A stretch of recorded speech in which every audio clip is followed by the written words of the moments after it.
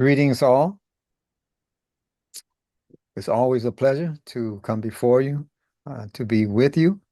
It's one thing uh, to meet someone.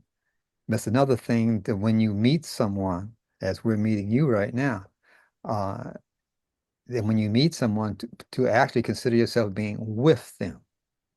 It's another whole sensitivity that gets stimulated when you come together with that sense of being with someone.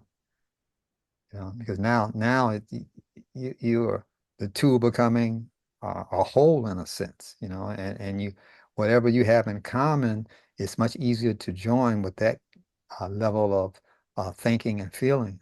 For actually being with someone. So. Well, we are happy to have you here with us in our presence, and we have so much to share. This letter that we're going to look at now, and in the ABCs of Nunetics, the foundation, we're going to uh, discuss uh, and go on a discovery journey. Because we never know exactly where we're going to be taken with this. We're led by inspiration. We do our research and our study. We do those things, of course. But after that, we let go. And that L in that letter, let go, is a hint about the letter that we're going to share today, and it's Lamb. Yeah. There's so much in this letter till without uh, allowing ourselves, and it's two L's in that word, uh, to uh, to uh, I don't know why levitate came to mind. Another L word. But Yeah. but to get right down uh to the sharing of this most important letter, one of the most important ones I can think, because we're talking about what language, and there's no letter, and now another L word, letter. You could. You can't get away from it. So, Uh, I'm excited and I'm anxious for our international instructor, Benjamin Bilal, to take this walking stick, this talking stick, and go with it. Get the train moving down the track. All right. You say, yeah. Yeah. We love it. We love it. We love it. We are language rangers. Yeah. Yeah. And we're not alone. This letter Laam is the most often used letter in the Arabic alphabet. Wow. That should give you some indication as to how important it is and how significant its meanings are. As a part of your human body, it represents the tongue. And there's so many things that we do with our tongue that if I began listing them, we'd be here at least 2 hours. Hmm. But Lam is dealing with the tongue. We know that language, another L word as you mentioned, it evolved through the use of the human tongue and the manipulation of the tongue, how to use the tongue. These different sounds were once inarticulate sounds. The human was trying to learn how to communicate. So there was a potential, just like there is in the seed, but you have to bury the seed and give it its proper environment before it begins to show you what it can do. Hmm. It's the same thing with language. Hmm. You have to bury it and you have to surround it by what's necessary for its environment. For me to communicate, what do I need? I need other people to understand what I'm saying. So different languages develop based on what people begin to recognize as sounds being repeated in their environment. Hmm. And I have to be able to communicate that message to another person, not just to my dog. That's nice if they understand what you're saying. You should go get my slippers, But we're really interested in communicating with other people like ourselves, other humans. Hmm. So humans developed various languages in various parts of the geography. because they were meeting a need in themselves to communicate socially and to communicate humanly so that you don't see me as a threat when I'm around you. You'll know from not only my gestures, but you'll know even from the tone of my voice when I'm trying to speak to you that I'm not here to threaten you. I'm not here to cause any problems or any harm to you or your family because of the tone that I'm using through language. So that's the tone. The word for language, the word for tone in Arabic is lisan. So it even begins with the letter lam. When we speak, that's called a kul. When we want to say something, we say kul. There's a lam in that. When we talk to someone else about our speaking, it's called a lugh. Lugh. We say lughatul Arabiya. I'm speaking Arabic. Um,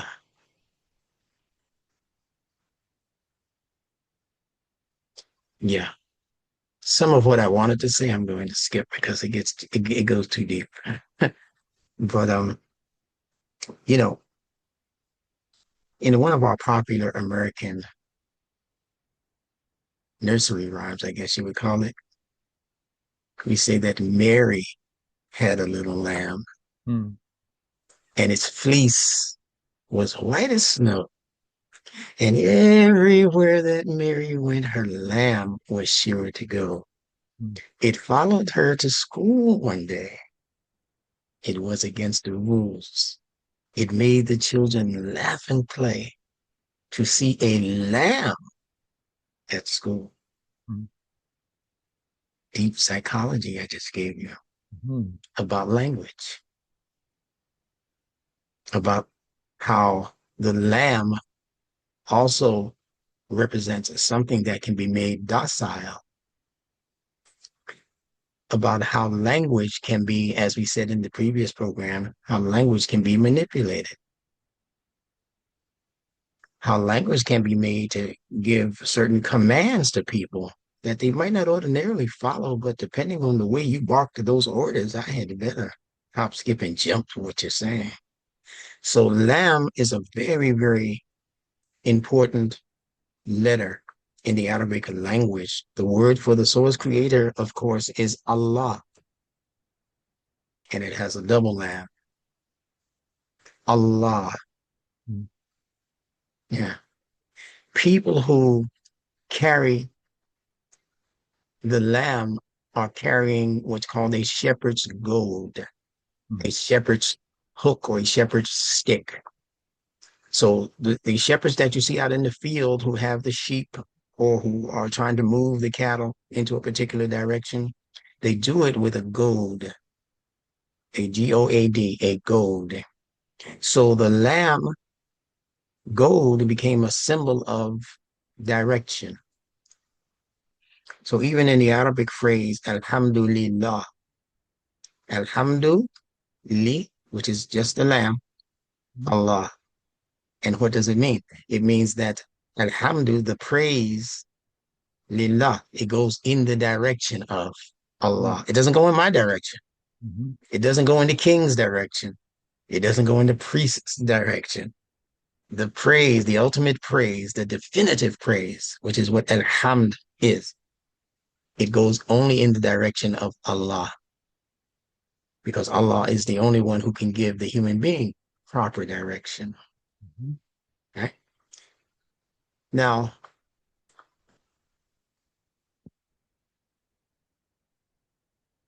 it's interesting that they placed the lamb in that nursery rhyme in school.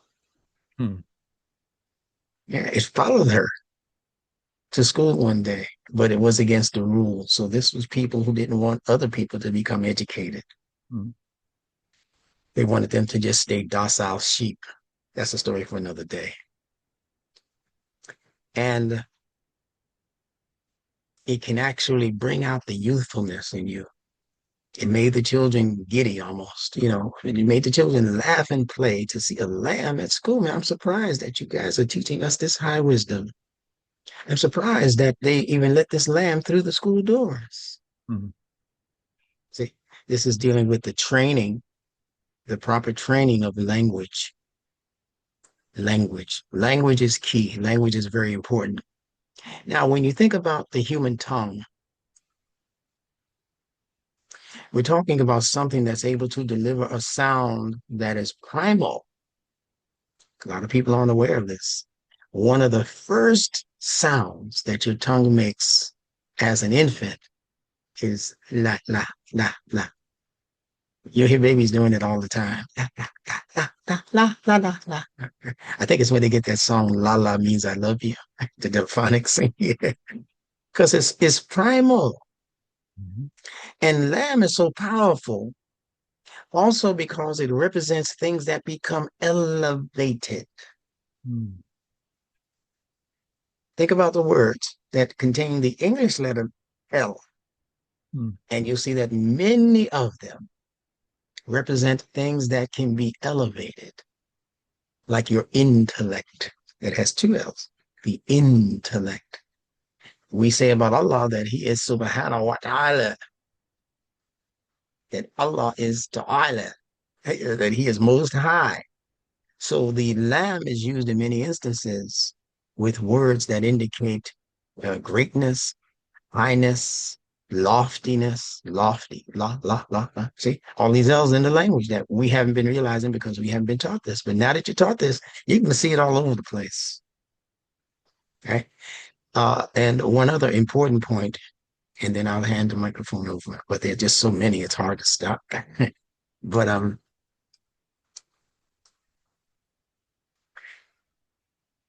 lamb, when pronounced in the mouth meaning the tongue, has to actually touch the top palate to Mhm. say el, Mhm. el. It has to touch, not the sides of the mouth, not the teeth, the back of the teeth. It has to touch the top palate. That meaning is clocked into words around the planet, not just Arabic. It's tapped into sounds around the planet that send a psychological meaning to the mind that this thing represents something very, very high up. And not only is it high up, it represents something that is magnetized. See, the letter L is magnetized to the top of the mouth. It clings. So L came to represent things that cling, not only things that are elevated, but things that also cling, like the tongue does to the top of the mouth. And not only is it representing things that cling, but it's representing things also that are linked. Another L word, things that are linked as the tongue is to the back of the mouth. There's a link there. The front of it is loose, another L word, but in the back of the tongue, it's linked. You can't open your mouth and your tongue just falls out Mhm. because it's linked. And Allah calls the different groups that are related to each other. He calls them Ahl in the Quran, AHL. And they translate that as family, family, family. And Ahl operates in the same manner the tongue does because it actually it's linked, but it can also be extended. And we have a phrase in the English language, extended family. Yes. Yeah. But you can't just up and move your genetics out of your family. You can't extend it that far where you can just separate from it because, like I said, in the back of the mouth, it's connected. So these are the things that the word lamb are connected to. These are the things that the idea of giving direction, you know, uh, things that are extended. In New York City, where I'm from, we had a train that was called the L train, Mm. and the L train would take you to almost every part of the city. It's not like the D train, or the R train. The L train would take you, oh my goodness. It would connect you with many other numerous train lines that you could connect to get to where you're going, no matter where you are in the city, in any of the five boroughs. The L train would get you there. So it represents extension, of course. It indicates things that are long, things that are flexible, things that flow. All right. And also, one of the things that human beings wear is clothing. And in Arabic, that's called the labisa. Labisa. Yeah, the clothing, because it flows. Mhm. So, with that said, and I don't have to tell you about the attachment of the creature called the leech. And in fact, in Arabic, it's called the alaq. It still has an L. Okay. Things that hold on and don't want to let go. That's your tongue. Yeah. Yeah. So we're going to grow into a very healthy idea of what these Arabic letters mean if we study them with the attention that they should be paid. That's the beautiful part about this. It's accessible to each and every person under the sound of our voices. Yeah. And believe it or not, this science of nunetics is going to bring in a whole new aspect of linguistics. Mhm. Yeah. It won't erase anything, but it's going to contribute something very new, fresh, invigorating, and it's going to cause our children to want to learn more and more about the ideas that are connected to this linguistic science called nunetics. I think this is the answer for those children who are kind of drunk Mm. on the gadgets Mm. that they've been presented to keep their attentions occupied. You know, children can't walk around now without a cell phone. They can't walk around without these little Game Boy toys and all of that. And, the child, and I want you to think about this on the psychology level. The child now, as well as the average adult, is walking around with their head down Mm. because they're always looking at their phones.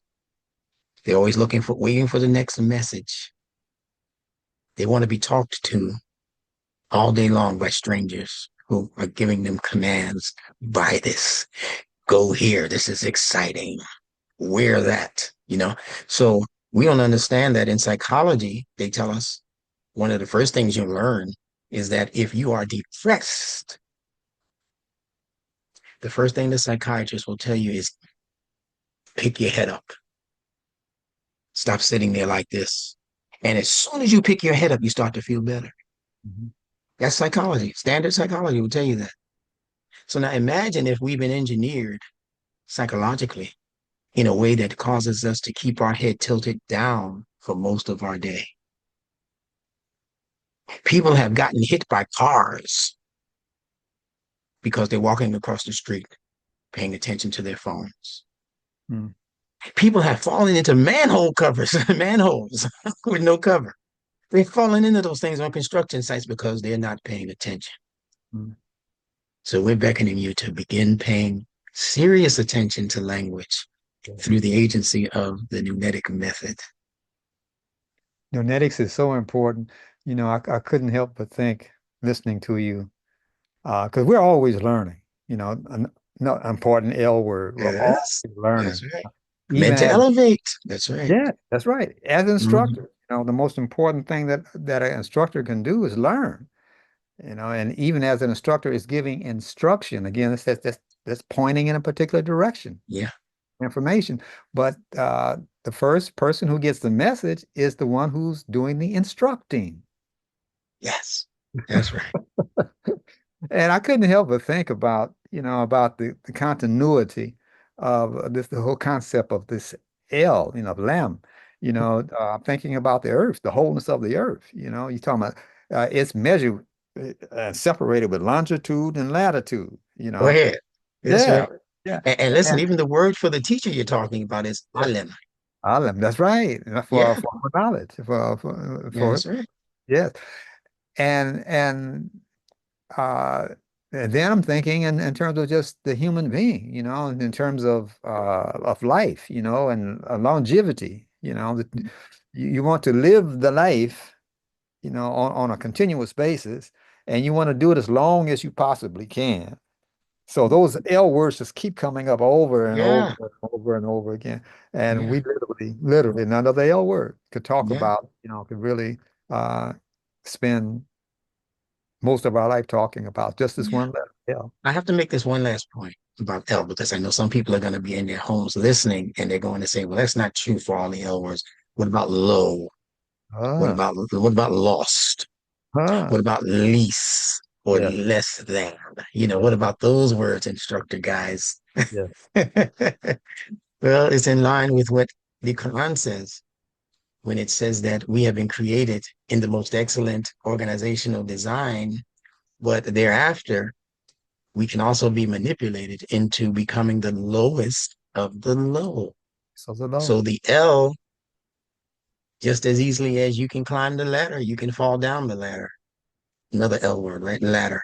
You don't Yeah. use a ladder just to go up. Oh, You use the ladder to also come down.